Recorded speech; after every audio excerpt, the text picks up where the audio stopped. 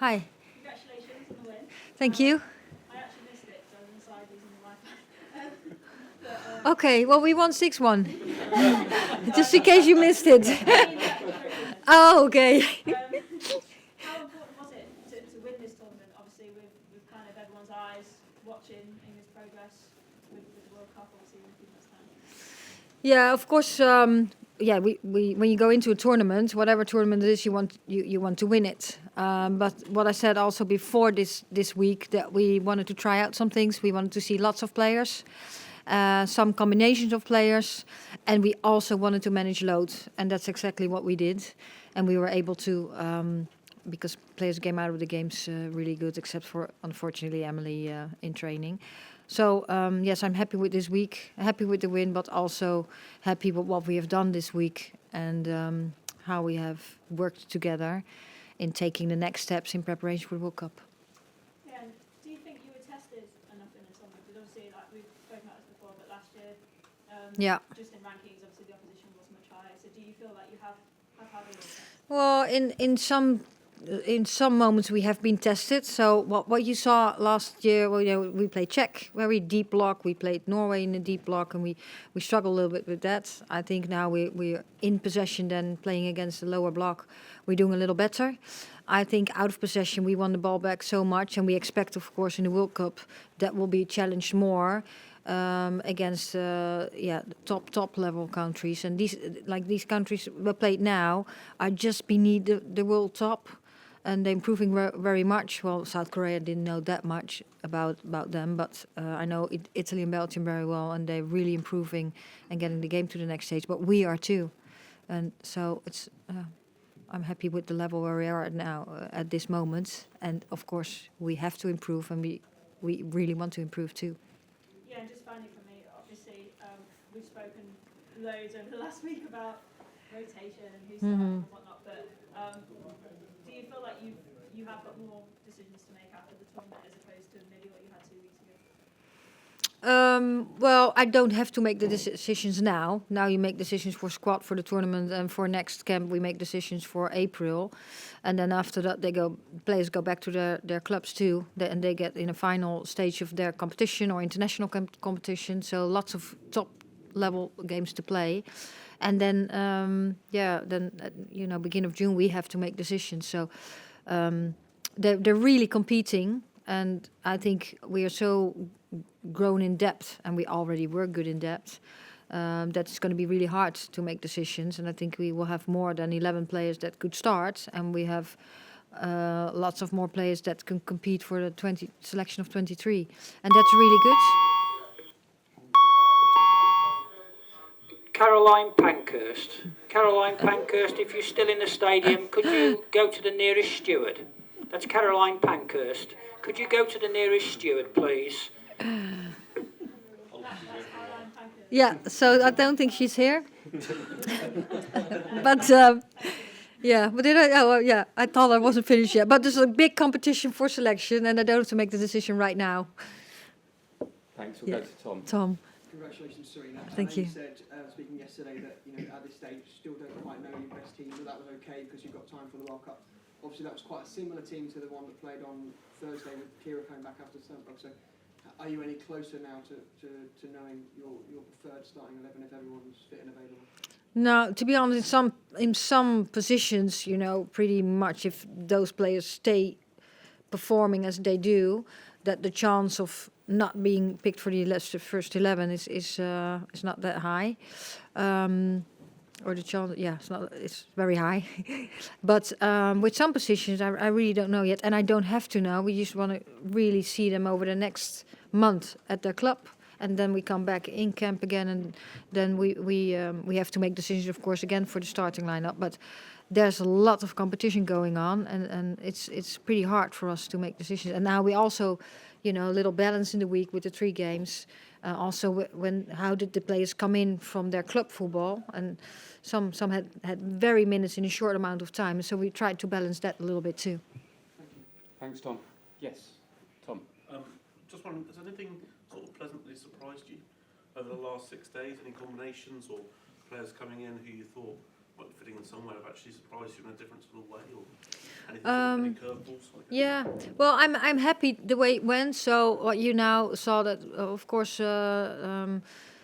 we had like some youngsters coming in, and I think that what I said it a lot the other time in the media too. That like when we played on Sunday, they played freedom and open, and they really already showed that they're very talented players. So that was really nice.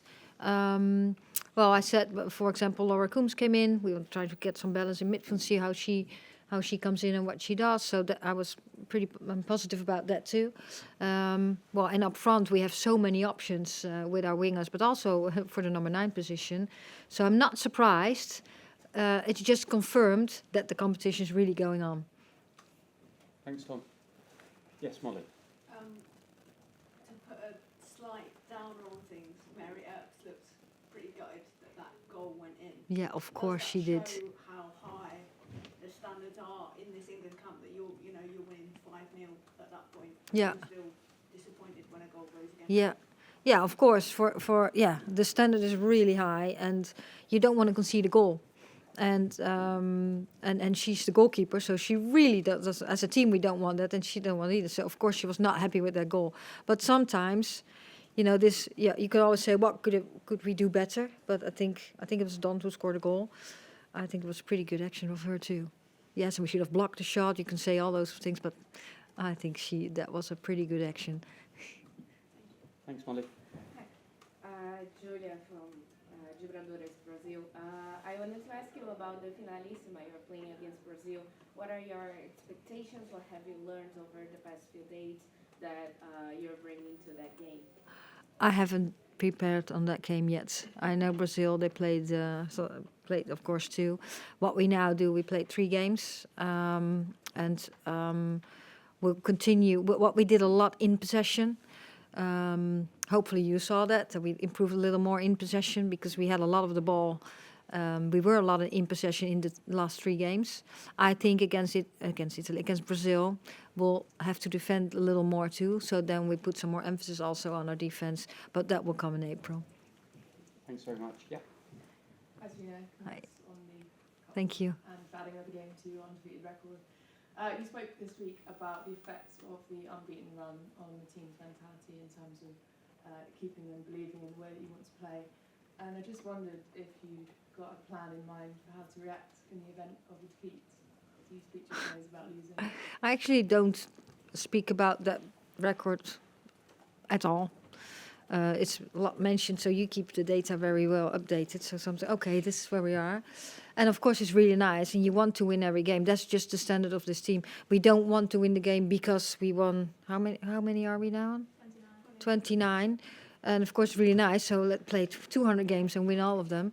But that's not what we're focused on. We're focused on our style of play and how we can improve that in all the parts of the game. So in possession, out possession, in transition moments. And that's what we're talking about all the time, to make the chance of winning the next game as high as possible. And we know we're high profile. Yeah, we'll go to Yeah. Phil. We found out today that Haiti are going to be Yeah. in the World Cup group. Just wondered what your thoughts were on that. I don't know if maybe people might have been expecting Chile, but Yeah, I didn't know. I've played Chile also with the Netherlands, so I know a little bit more about them. From Haiti, I didn't know a lot. So I was a little surprised, but also because I didn't know that much about Haiti. So we're going to get lots of information about them. I find it always exciting to play a country that we've never played. And I saw the score, and I said they scored in I think in the overtime the first half and overtime second half. But I still have to see some footage, and then we'll get prepared on that. Thanks, Phil. Catherine? Same question. Anyone else? Yeah. Well, obviously, with the huge success of Lionesses, what do you think about the lack of female coaches in the WSL? Well, there's not a total lack of female coaches on the WSL, but you want the amount of coaches more. Yeah, I think it should, and I think the FA is working on that too. That we should get more women's coaches in football, and that's what we're working on. So, in all stages and in all parts, you want more women in football. and that's coaches, there's also in other departments. That would be good, and I think there are things that set in place. There are strategies at the FA that bring more coaches in football, and hopefully that percentage of women coaches in the game are going higher and higher. Just to follow up, do you think it will only be a matter of time until we see female coaches in the Premier League or in men's football more often? I think so, and I hope so. I shouldn't see a problem why women could not be coaching men. I think that's a matter of time. Thank you.